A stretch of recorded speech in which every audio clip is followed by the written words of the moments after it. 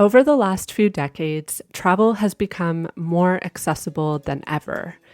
Budget airlines emerged, making flying less expensive, and social media platforms, the popularity of travel influencers, as well as access to digital information has inspired more and more people to get out and see the world.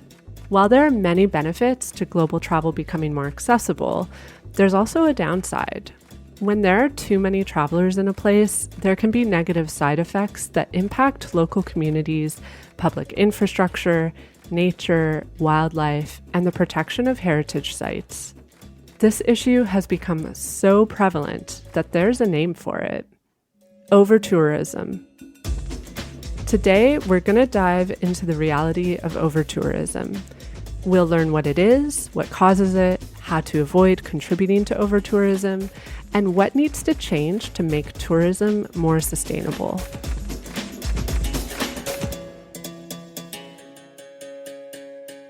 Here to discuss is Paige McClanahan. Paige is a travel journalist and a New York Times contributor who's based in the French Alps. She reports often on overtourism and related issues, and she also hosts a podcast called the Better Travel Podcast. This is Alpaca My Bags, the responsible travel podcast, here to help you travel in a way that's better for you and for the planet. I'm Erin Hines, travel writer, accompanied as always by my producer, Katie Lohr.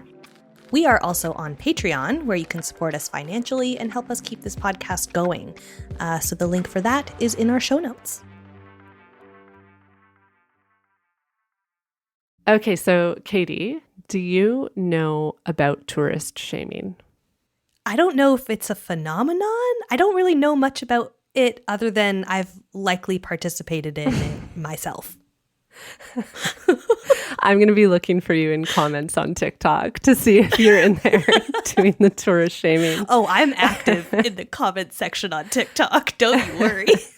Okay, so I don't think it's a new thing. I think it has always happened. I think it's just become more of a thing because people now have smartphones in their pockets and can just like video record everything and put it on the internet. So I've seen it everywhere. A great example actually is the Iceland travel subreddit. As most Alpaca pals know, I'm obsessed with Iceland now, and I continue to read that subreddit actively. There are a lot of ways you can die in Iceland if you're not careful. And in the subreddit, people love to document, like people will share photos of tourists that are doing stupid things that could potentially kill them. And recently, I think I sent it to you, I saw a video on TikTok, which was a little closer to home. It was a video of some people in the Niagara Gorge that were getting way too close to the river. They had left the sort of like designated walking path, and they were on these rocks really close to the river. And if you are living in Southern Ontario, you know not to do that because it's a very dangerous river with an intense current. In this video, it is a raging river, like yes, raging. You can see from the video how dangerous it is. I've also seen on TikTok a lot people posting Peggy's Cove in Nova Scotia. Famously, if you are from Nova Scotia or you read the signage around Peggy's Cove, you will learn that the black rocks are super dangerous because they're very slippery. So every year, like multiple people fall in because they venture out onto the black rocks. They slip into the ocean. And once you're in there at Peggy's Cove, it's very unlikely that rescue will be able to get you out because the ocean is so violent. And I see videos of like people out on those black rocks on TikTok all the time now. It's like pretty common. And the comment section is just people like shaming them, which I guess is warranted. I just don't know if like... I mean, I don't blame that. I just don't know if it's like, I would hate to be filmed without my knowledge and put on the internet. I guess that's the one caveat that I'm like, oh, I don't know. I mean, especially if you're being filmed and then you die. Like, I don't know weird. that anyone would post the video if a death was involved. I'm assuming that all these videos we see are people who survived. I hope so. I actually think, though, like what's interesting about this tourist shaming thing that's happening, like all over social media, is it brings up like conversations about like how much signage and interference there should be with dangerous sites that tourists go to. Like actually when I was in Ireland at the Cliffs of Moher, this was like a huge debate amongst the Irish people that I was with. They were saying like some people say we should put up a fence so that people can't get so close to the edge. And other people don't want that because then you're like messing with the natural landscape. It's such a tough call because there's a hiking trail in Algonquin Park that I love. It's the Booth's Rock hiking trail. I know you've done it. And there's a huge cliff face. Same with the Cup and Saucer hiking trail. I took a picture like standing right near the edge because it's cool and Instagrammable and memorable. And honestly, if somebody put a fence up there, I think people would be pretty bummed. Just because it kind of just takes away from the majesticness of it all, right? And that's what like fence and infrastructure does to a tourist place that's natural beauty. So I can understand why people would totally be bummed and like not super stoked on signage and infrastructure like fences and stuff like that around. But that being said, like people sometimes are dinguses and make not smart decisions. And that can be very life-threatening, especially not even to like the person who's making the not smart decision, but to the people around them. Like that's the consequence of not being respectful of a place and maybe not being respectful of your own body and putting yourself in dangerous situations is that you don't get to enjoy that thing so much anymore and you ruin it for everybody else. But then also on the note of filming people, I saw a video similar to this of somebody who had filmed a fashion influencer, and somebody had posted the video of being like, these are some fits that I came across in New York today.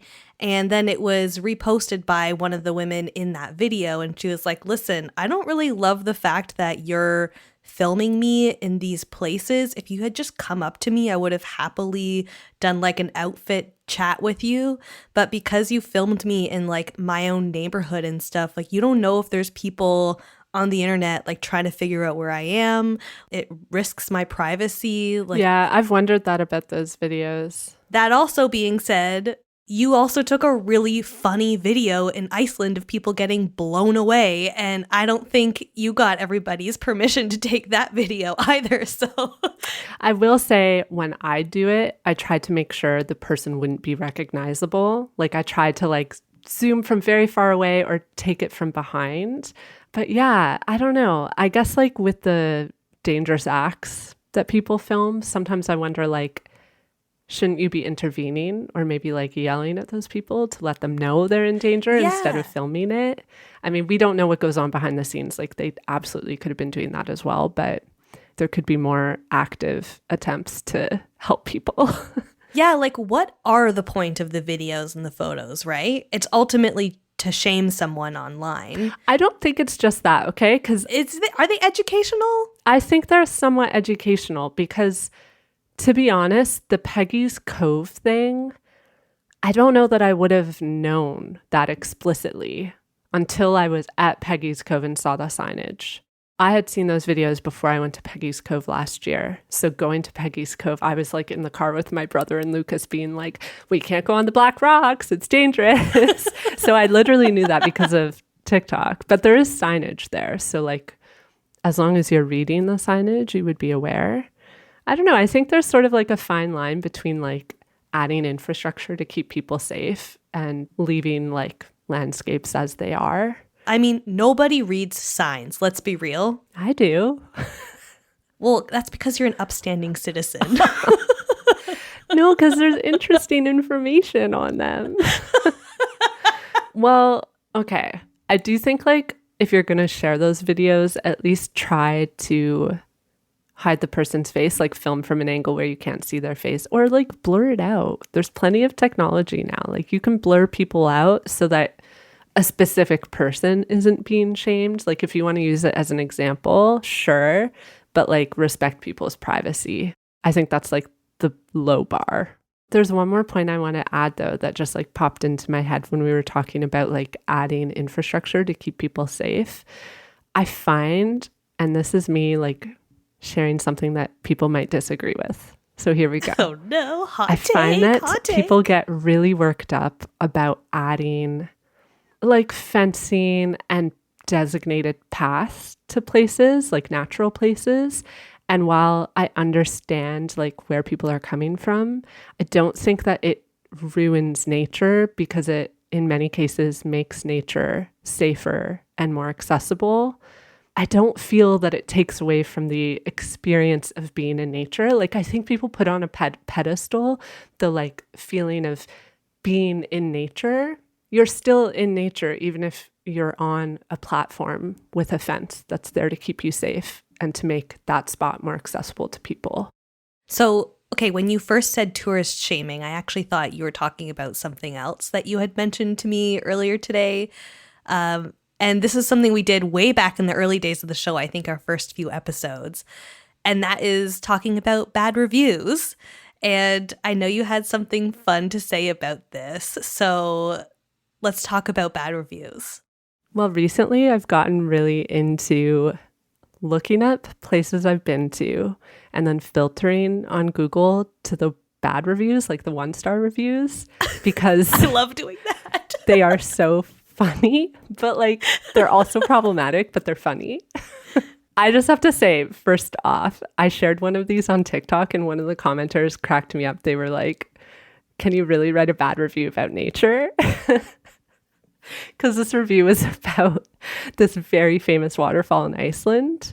If you've ever seen like any material about Iceland, you've seen a photo of this place. It's like a small waterfall that goes over into a stream, and behind it is a really famous mountain.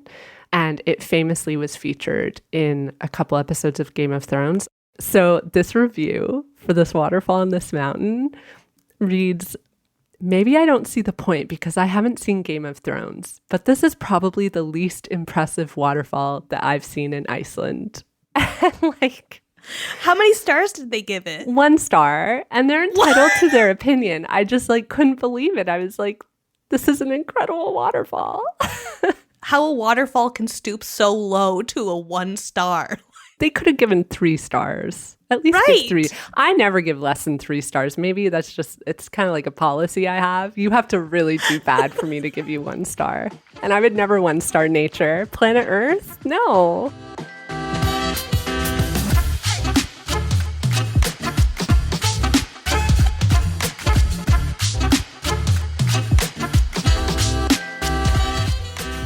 So Paige, you've been reporting on travel for several years, and in a couple of your stories, you cover issues around overtourism. For example, your work has touched on the challenges that sites like Pompeii in Italy are facing with an influx of tourists.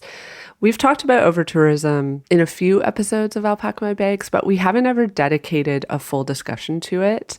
And we felt like you would be the perfect person to unpack this travel issue with us. Before we dive into overtourism, though, I wanted to chat first about the benefits of tourism, because there are a lot, and I think it's important in this discussion to highlight them before we dive into talking where tourism goes wrong. So I was hoping you could share with us some of the various ways that you believe tourism can do good and also support a local community in a positive way. Absolutely. Well, thank you so much for having me on the show, first of all. And thank you for starting with that question because, I think in all of these kind of conversations and all of my reporting about overtourism, I never want to lose sight of the fact that travel and tourism is really important and hugely beneficial. So I love that we're starting off on this foot. I mean, if you're looking at it from the perspective of the destinations you're visiting, I mean, obviously there are huge economic benefits in terms of the jobs that are created through tourism, jobs that can't really be outsourced, like bus drivers and tour guides and waitresses, hotel reception staff, and also just the tax income, the tax revenue that's generated for local communities through all of the money that comes through tourism. So economic benefits, but there are also important social and cultural benefits. I mean, we live here in a very rural village, a very rural part of France, a little village in the French Alps. And without tourism, to be honest, our area would be really, really quiet year round. We wouldn't have we have a little cinema, a little movie theater here. We have lots of kind of fun restaurants and cafes, ski pistes and stuff. And without tourism, we wouldn't have any of that infrastructure, or maybe a few of them, but not nearly as many. So tourism in a rural area especially can really bring a lot of life and energy to a place that wouldn't otherwise have it. And then environmentally as well. I mean, I think it's easy to think of over-tourism damaging the environment, which of course, is a problem and is something we need to be aware of. But tourism can also really be supportive of conservation. And there are lots of instances of, income from tourism directly supporting conservation, and income from tourism giving communities a real financial incentive to invest in conserving their ecosystems. Of course, that said, all of these things, it's all in the how, isn't it? It's in how you're doing it. It's making sure that you're not pushing people off their land by setting it aside for tourists to come and, go on their hikes and take their pictures. So there's so many questions of the how, and that's really where it gets interesting. But I mean, I think, we can't have this discussion without talking about the benefits to travelers, to us as tourists. And, it's hugely, important for us to have the chance to expose ourselves to other cultures, to people living in other countries, to people with different kind of political opinions from ours, with different socioeconomic backgrounds from ours. The value of that is really hard to describe. I mean, and hard to quantify, really. But I know for me personally, it's been huge. And I imagine probably for you as well, Erin, all the travel you've done in your life. Absolutely. And there's no one that I've talked to who hasn't talked about that, about how traveling to a different country had some sort of impact on them. And so I think it's really easy to overlook that benefit on a personal level of it. And it also just fosters cross-cultural understanding and exposure, which is very important, especially in a world that is increasingly globalized. This is the way the world is going. And so when people, because, I get trolls sometimes on social media that tell me, oh, you're part of the problem. You should just stop traveling if you believe in this. And fair criticism, but also it's not realistic that we stop traveling. It makes more sense to actually just try to travel in a way that's more responsible and sustainable. So we know some of the main benefits of tourism. So let's dive into over-tourism. Could you explain, just in simple terms, what it is? So the most powerful and most effective definition of over-tourism that I've heard is when touristic activity degrades the quality of life of the people who are living in the tourist destination. The other aspect is that, when tourist activity degrades the experience of the visitor, right? So there are two sides of the coin. And of course, I think, there's a priority that we should give to the impact on the quality of life of the people who are living in that place because it's their home. Mm-hmm. It's funny you mention this because I've noticed, even in my own travels, that you start to see very obvious signs of it. And some of it is just so in your face. I'll never forget being in Barcelona and literally seeing the signs that people were spray painting on the walls of buildings that said "Go home, tourist." And more recently, I saw in a subreddit for Mexico City, someone posted a piece of signage that they had seen that was this message saying, if you're a digital nomad, go home, stop buying our properties. And I find that a really interesting example of how over-tourism becomes evident in the community, because that's people, local people literally saying this is having an impact. Back in 2009, actually, I was living in Italy, in Venice, and living there was the first time that I found myself thinking about over-tourism as a traveler, mainly because you could really feel the symptoms of it there. And I hadn't experienced that side before. I had always been a tourist. I hadn't experienced what it was like to live with over-tourism. And at that point in time, this was very intense. There were a lot of cruise stops in Venice every single day.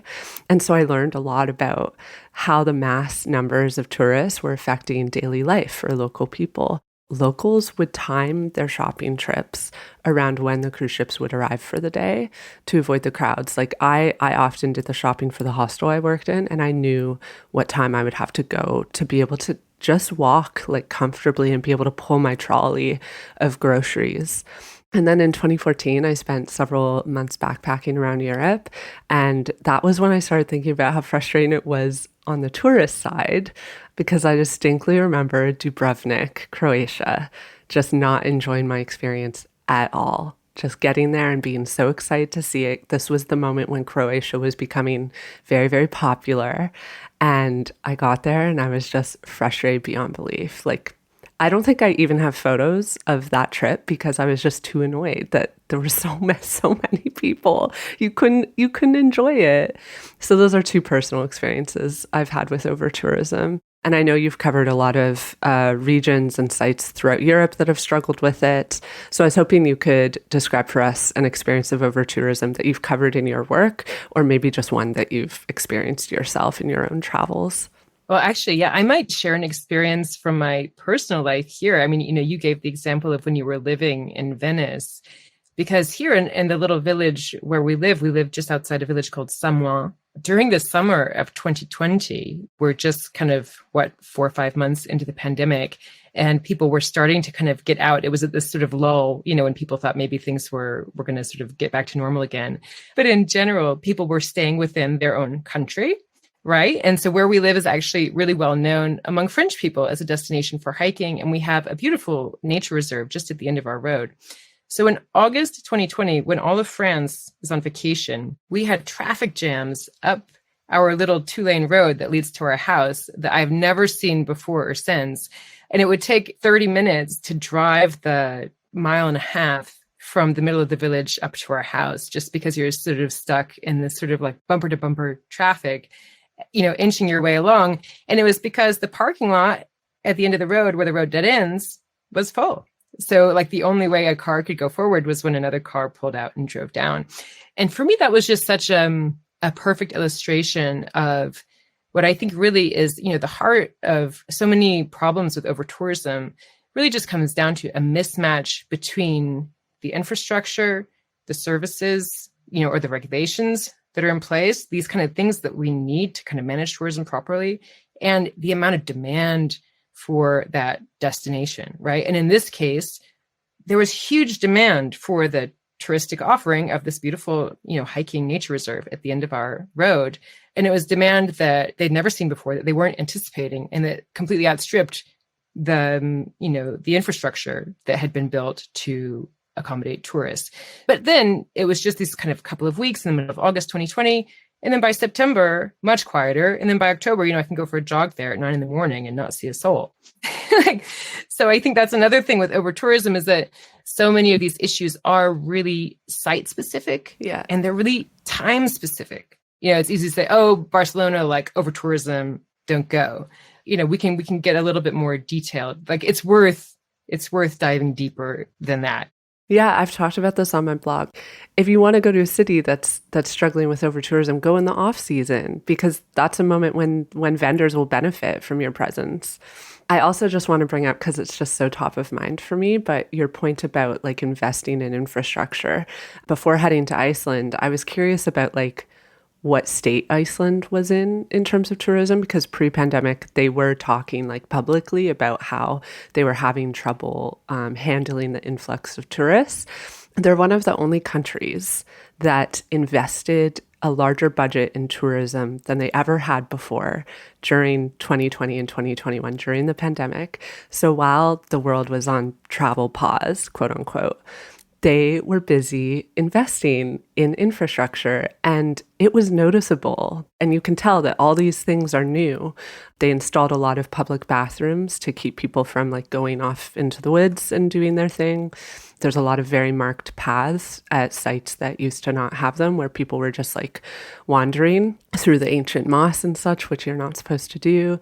There's more park rangers posted at a lot of the like really popular waterfalls and like natural sites that we'd been to. And the other big push was that from a marketing perspective, they're really encouraging tourists now to spread out beyond the Golden Circle, which is sort of the core area that most tourists will go. Their marketing campaigns are encouraging people to go to like regions that are much further flung, to try to spread out the density of tourists in the country. And it was really interesting to see that like in practice, because reading about it, I was fascinated. But then like while we were there, it was very noticeable that this investment was happening. Wow, that's so cool to hear, Erin. I actually wrote a story for the New York Times about how, I think the headline was like, Iceland prepares for tourism comeback or something. And I want to say this was like October 2020. So I wrote the story, but I wasn't able to travel there. I think Iceland was actually closed at that point, and the New York Times wasn't going to send me in the pandemic to go research the story. So I spent a lot of time on Zoom with all sorts of people in Iceland, and with with someone high up in the Icelandic government whose position escapes me at the moment, who was describing this investment in tourism infrastructure that they were doing, and he was also saying, yeah, like the huge boom in tourism we saw before the pandemic, it just outpaced us. We couldn't respond quickly enough, and now we have this pause, and yay, let's make the most of it to build those parking lots, to build those tours, to put up those roping off the ancient moss. So it's wonderful to hear that you saw that in action when you were there and the results of that work. Yeah, it's really, I think a lot of it too is small details that I don't think a couple years ago I would have noticed those small details about that infrastructure. It's just from reading that, like, I knew to look for it. And yeah, it was very clear.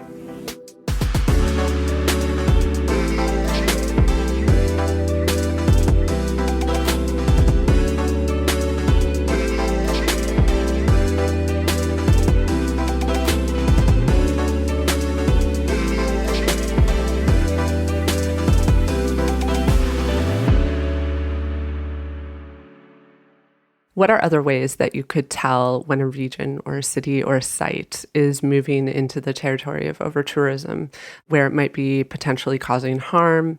In other words, what would you say are the main sort of symptoms of overtourism? I think in terms of symptoms that are like visible that we as travelers or, visitors can see when we're in a place. If you're thinking about a city, say like a European city, for example, one really interesting kind of barometer is the mix of shops that you see in a sort of a city center. Are you seeing a lot of like knickknack shops that sell like phone cases, or shops that sell ice cream or like smoothies, the kind of things that one might buy when you're just sort of strolling through as a tourist? Or are you seeing shops like greengrocers and butchers and tailors and laundromats and the kind of retail stores that really are there to serve locals? Because when I was reporting the story in Barcelona last year, that was really one of the main symptoms that I was hearing from people, is the change in the mix of shops and how that makes life more difficult for the people who want to live there year round, and less pleasant, and it kind of degrades the sense of community. So I would say in an urban environment, that's a really interesting thing to kind of keep your eye out for. And then, of course, kind of as we were saying, in natural areas, it's, are you seeing parking lots that are overflowing like we had here? Are there enough toilets in a place? Are the paths well marked? That kind of thing. But also just in general, whether you're in a city or in a natural environment, just pure overcrowding. And, usually it's pretty easy to tell. Of course, in a big city, the subway or the metro system is going to be full of people. But, if it looks like the tourists are really contributing to putting something over the edge, then that would be a pretty obvious, visible symptom of overtourism.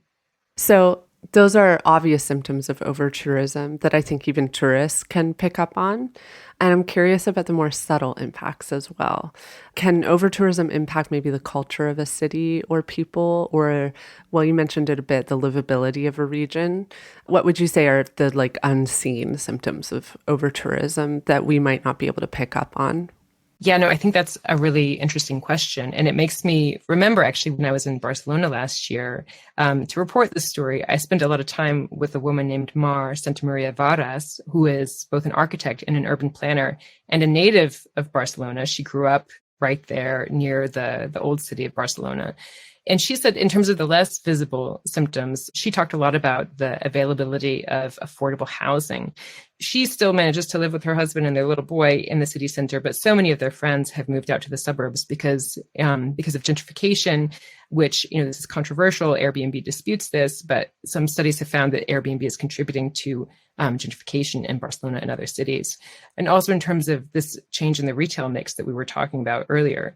And she was telling me how when she was a little girl growing up in Barcelona, she could walk through the middle of Barcelona from one end to the other. And her parents weren't worried about her because they knew all the shopkeepers, and it was such a community sort of feel. And when you lose that sense of like the shopkeepers looking out and being the sort of the guardians of the public space, now she's not comfortable with her little 6-year-old boy, walking through the middle of Barcelona, because there isn't that sort of social infrastructure anymore that they used to have before tourism became so big in Barcelona. I mean, so we have the overcrowding in public spaces, which is more visible, but in the context of Barcelona, especially, the unseen impacts would be gentrification, availability of affordable housing, and this sense of kind of the spirit of the public space and the sense of kind of community in the city itself.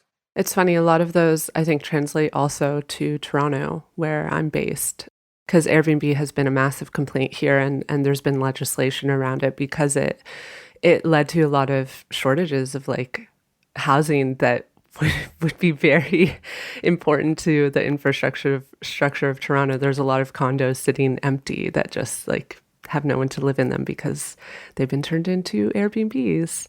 So this was a question actually that Katie brought up to me, and I think it's a really interesting one, and I kind of touched on it already when I was mentioning that when I went to Croatia in 2014, Croatia was becoming very popular. It was becoming the trendy place to go. And I actually wrote about this on my Instagram recently. This summer, I'm noticing it's Greece. Everyone is in Greece. Literally all the bloggers I know, they're all in Greece. So obviously some of this has to do with like marketing campaigns. Like when it comes to bloggers, it's just that like they're being hired to go there that particular summer. But I do notice these sort of ebbs and flows with like places becoming trendy to go to. How does this relate to overtourism? Like, is that a precursor to overtourism? Would you say it's a sign already of overtourism? I'm just curious about how like a trendiness aspect of a destination factors into overtourism. Yeah, no, I think that's a fascinating question and a really important one to kind of try to get our heads around. And I think, if we go back to what we were saying before about overtourism being about kind of a fundamental mismatch or unbalance between the infrastructure, services, and regulations that are in place to manage and sort of govern the presence of tourists in a place and the number of tourists who are coming, then when we think about a place like Dubrovnik, which all of a sudden, what Game of Thrones comes on and makes it, hugely popular. And the people in Dubrovnik, the local government people in Dubrovnik did not see this coming. And, suddenly this huge wave of tourists outstrips their capacity to manage those tourists sustainably. I think it is really interesting and worthwhile to pay attention to those trends because they can be precursors to this mismatch between what's on offer and what's flowing in. And, if we're trying to think about, okay, what causes those influxes? Because I think it really is an interesting question, an important question. And it can be so many things. I mean, in the case of Barcelona, the huge influx in tourists they started to see really started with the Olympics in 1992. And it was really a very explicit decision by the government to market itself as a tourist destination, to put Barcelona on the map as one of the cities that you need to go to when you come to Europe.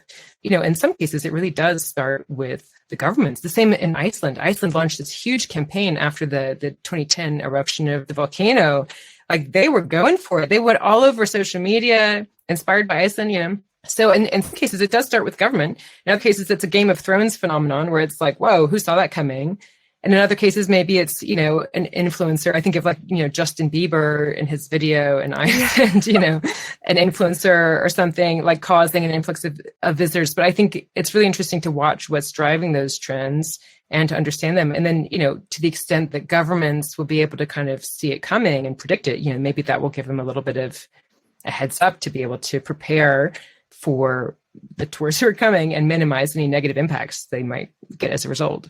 Mm-hmm. I've actually read that also, especially in Europe, budget flights have driven a lot of it as well, especially, and this was a factor in Iceland too, because they introduced the layover with Icelandair. So if you fly Icelandair between North America and Europe, you can have a free layover in Reykjavik for, I think it's up to 5 days. And they still offer this. But a couple years ago, this was like a huge promotion and tons of people were doing it. And that's when I started noticing Iceland becoming like a really notable destination. And just like within Europe, knowing people that live there, like my family in Holland, they fly to different destinations throughout the summer, no problem, for like 20 euros. And I was reading somewhere that Barcelona, that was considered like one of the factors because they introduced these flights and there was no cap on how many could show up in a day in the city. Do you know anything about this aspect of the issue? I don't know specifically about that issue in Barcelona and the any capping or capping or lack thereof of flights. But I do know that at the moment there's a plan to expand the airport in Barcelona, and the mayor of Barcelona is not happy about this. But because the airport lies outside of her jurisdiction, there's nothing that she can really do about it. The same with the harbor in Barcelona that welcomes all the cruise ships. The harbor is technically not under the city's jurisdiction. So, the people who are kind of struggling with the negative impacts and the people who are benefiting from the positive impacts, when those two things don't line up, it can be challenging. But in terms of kind of cheap flights in general, yeah, I feel like there was this phase, 5 to 10 years ago where suddenly we had this explosion of cheap flights, and people were just sort of like, okay, let me go on to Kayak or whatever and find the cheapest, where do I want to go this Friday? What's the cheapest deal? Let me book it. I think there was like a period where that kind of thing was really common. And sure, I could see how that could have easily led to, surges in visitors that cities weren't necessarily prepared to welcome. Katie, as you know, travel for me does not always go according to plan. Oh yes, I am well aware. Having made over 80 episodes of this podcast, I know that mishaps can happen when anyone travels. Absolutely. And when they do, you need travel insurance. And I couldn't recommend World Nomads more. When I ended up in the hospital in Australia, World Nomads provided me with emergency assistance so I could get the help I needed and carry on with my trip. Not only was World Nomads able to direct me to the nearest hospital, but my hefty medical bills were covered under my policy. World Nomads encourages all travelers to be prepared when adventuring abroad. Carry a first aid kit, research local etiquette and customs, learn some of the language, and most importantly, take the time to understand your travel insurance policy and what to do in case you need to use it. If things go wrong on your travels, World Nomads will be there to provide the emergency assistance you need. Benefits limits, conditions, and exclusions apply. Be sure to read your policy wording. Learn more and get a quote at worldnomads.com. The link is in our show notes.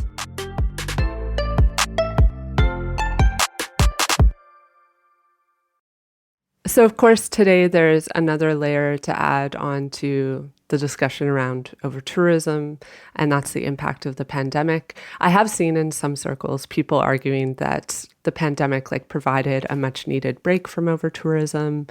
And I think people were hopeful that there would be a slow ease back into it. But I think as we're seeing in the news about airports around the world being completely chaotic, this has not been the case. I'm curious if you have any thoughts on this, maybe through the lens of Barcelona or another destination that you've written about. Do you think that the pandemic has helped to reduce overtourism, or we've just kind of reverted back to the state we were in pre-pandemic?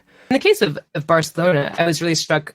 Opinions on, kind of short-term tourist rentals in the city were, I think, probably even more polarized than they would have been otherwise because of the pandemic, because the people who were earning an income from renting out, a room in their homes had gone without that income for a while, and they were really desperate to get back to it.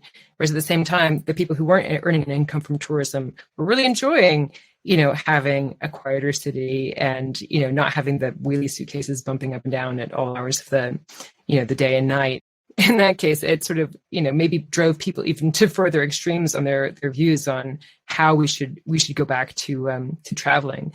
But, if places are smart, Iceland, and also Amsterdam, another city that I wrote about for the New York Times last year, they're taking steps to, during the downturn in tourism, to impose new regulations and to, build new infrastructure so that when tourists do come back, they can do it in a more sustainable manner.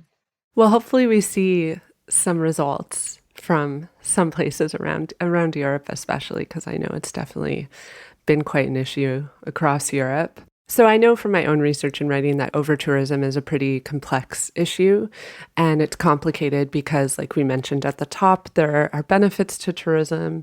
So it's really hard to sort of balance the benefits with the harmful consequences.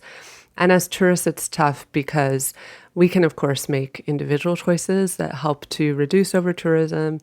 But a lot of the onus, like we've said, is on tourism boards, DMOs, infrastructure, regional leadership, and in some cases, airlines to shift their practices to create safeguards against overtourism. From your own reporting and experiences, like what from your personal experience would you say is your biggest concern? Like what is the most top of mind issue when it comes to overtourism that we should be thinking about as tourists? As tourists, I think, something that we can be keeping in mind is really being aware of whether we are kind of jumping on a trend, just jumping on the bandwagon and going to a place just because, we've seen 10 people posting about it on Instagram in the past week, and now we're just dying to go there and we want to see that one spot and go to that one beach and get that one picture too. Being aware of what's driving our own travel intentions and travel desires, and then just checking and doing our own kind of research to see, whether the place that we're going to is struggling with crowds at the moment. Taking the time to do a bit of research before we go ahead and book a trip to see whether we might be going to a place that's struggling with crowds at the moment, because that's going to add to problems for the people there, but it's also probably not going to be such a nice experience for us either. Yeah. I find that tends to be my driving factor is like, I recognize that it's going to be not a fun experience for me if there's tons of crowds there. But I have to ask you about this point because I was reading about how Pearson Airport in Toronto, which is my airport, so I'm very invested in what's going on there, is a total mess right now. There's been like insane delays and a lot of people are very frustrated with the airport. And I listened to a podcast where they interviewed some people from around the industry about why this is happening. And they brought up a really interesting point, which is that airlines have been overbooking flights and they're creating more availability for flights for people to book than airports can handle. So this journalist was saying, like, it's really not the airport's fault. It's that the airlines refuse to bump down how many flights they're actually selling. And I thought about this in the context of overtourism because I thought that's something that a destination might not be able to control so much. Like if there's flights being offered to a place, people are going to book them. I think the other thing is some sites around the world truly are one-of-a-kind places that understandably a tourist isn't going to want to skip. For example, personally seeing the Taj Mahal was something I dreamed of. It was something I could not do while in India. And it was busy, but I could not imagine not seeing it. And it was truly spectacular. It's one of my most favorite memories of India, just seeing that for the first time. So yeah, I'm curious about your thoughts on how we can navigate this tension of wanting to be responsible tourists, but still having those experiences. How can we strike a balance? I mean, from my perspective, I think that the biggest responsibility in terms of managing the impacts of tourism on a given place is the local government in that place. And that needs to start with the government leaders in that destination really need to be listening and really engaged with their own citizens, the residents of that place. They need to be listening to what, about tourism is making life hard or unpleasant for the people who are living there. And then they need to be responding accordingly. And of course, some places are doing this a lot more proactively than others. But I think the first responsibility lies with the local government because they do have the power to, impose taxes, to impose regulations. If it's a bigger government authority, outside a city, maybe like a region or something, to impose limits on the number of flights or to, increase the airport tax or whatever it is. There are real concrete steps that governments can take to reduce negative impacts of overtourism if they're paying attention and, and willing to, do something that might actually decrease some tax revenues or something. But I think, the first and biggest responsibility lies with the government leaders. But yes, I mean, companies certainly have a role and we as travelers certainly have a role. And as travelers, we can do our best to make smart choices and to educate ourselves about the places that we're going before we go there and the challenges that those places are facing. But we can also, take responsibility for demanding more of our, the companies that are serving us. Can call out bad behavior or irresponsible practices that we might see from a tour operator or from a restaurant or a hotel chain or an airline. We can use our voice as consumers to call out bad practices when we see it. But no, I think, yeah, the local governments really are the biggest, most powerful player here, really. Governments listening to their people? Whoa. This is just a striking concept.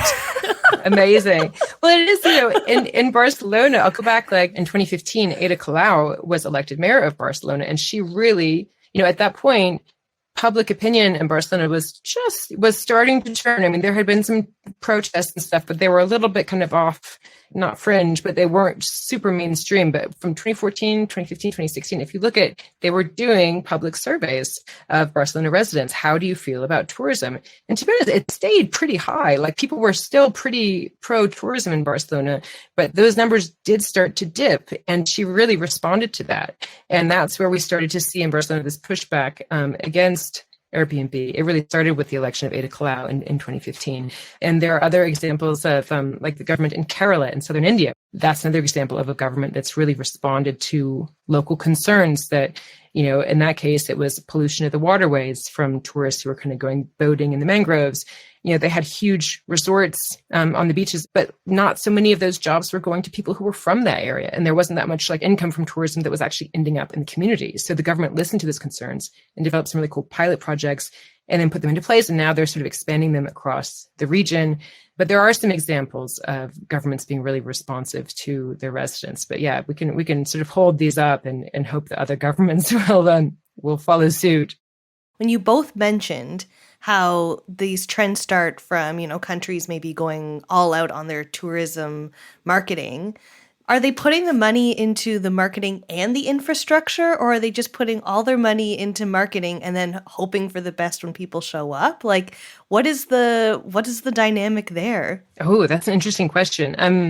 I think first of Iceland, where they really were, maybe they were the, one of the first kind of tourism bubble moments. And actually, the word overtourism, it had been around, it had been used a couple of times before, but it really entered the sort of conversation in 2016 after Skift, this travel media outlet, wrote an article about Iceland in which it used the term overtourism. And it was in 2016 with that Skift article that overtourism really sort of entered the vernacular and the conversation. So if we're thinking about Iceland, I mean, they put a huge investment in marketing the country through a big social media campaign starting in 2010.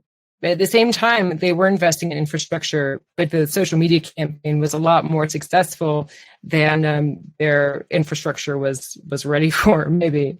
In Amsterdam, this destination marketing organization is now a destination management organization. I think it was even, maybe 4 or 5 years ago, a little while ago, that they actually completely cut their marketing budget for tourism in Amsterdam. Whereas now they stopped marketing Amsterdam as a tourism destination. Now they're just using the same money to manage the tourists who come to the city. So I think we are seeing a shift away from marketing and toward management. But then, of course, there are tons of places that still want more tourists, right, coming out of the pandemic. So I guess it's kind of like a bit of a roll of the dice. Like, are you going to get the tourists you're asking for or not? Because you might not. You might market them and they won't come. So who knows? I have always found Iceland such an interesting example because it's a very, very clear one. Like you can really see the correlation between especially social media and the rise of Iceland as a destination.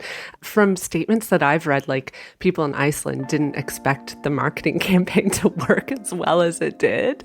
So it kind of snowballed, like they just lost control of it.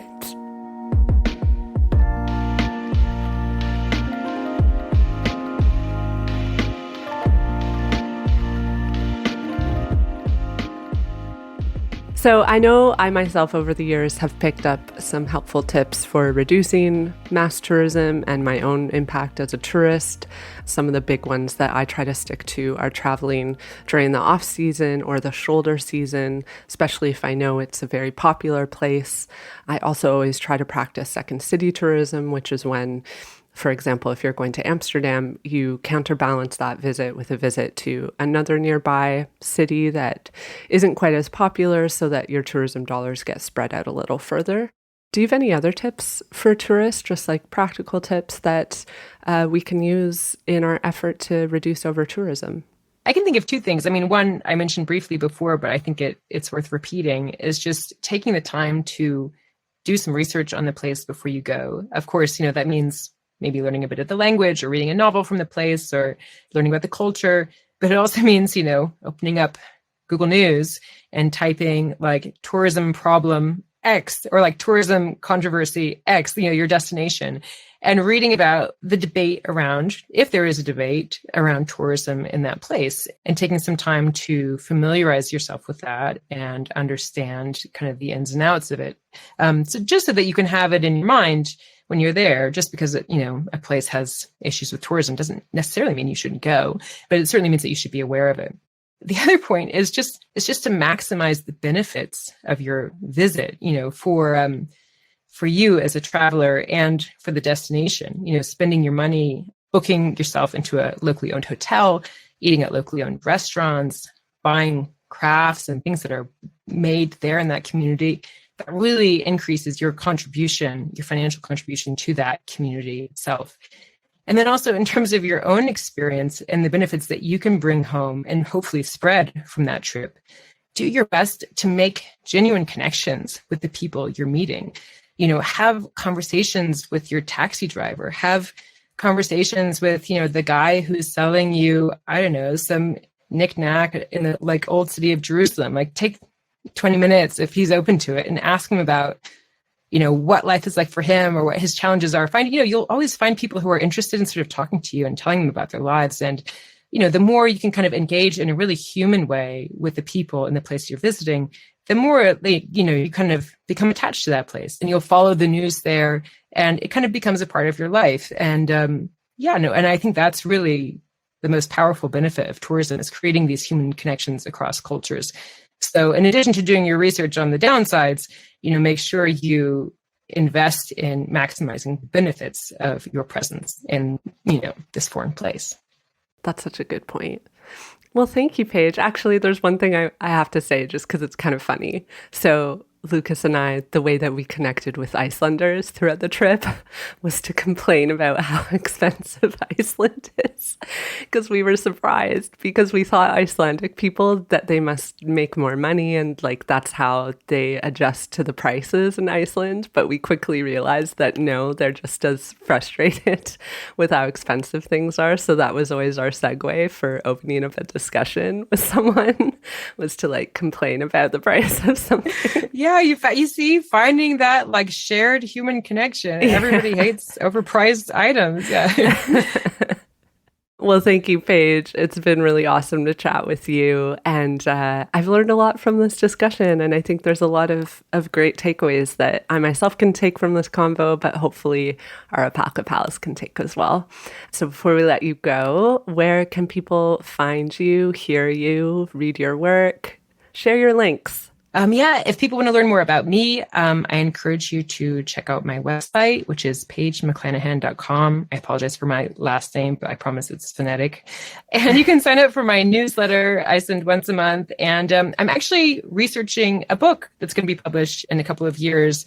And I'm doing a lot of travel for the book at the moment. It's a book about the tourism industry. I think of it as sort of like a smart, fun, and engaging analysis of tourism in about 8 places around the world. So yeah, paigemcclanahan.com.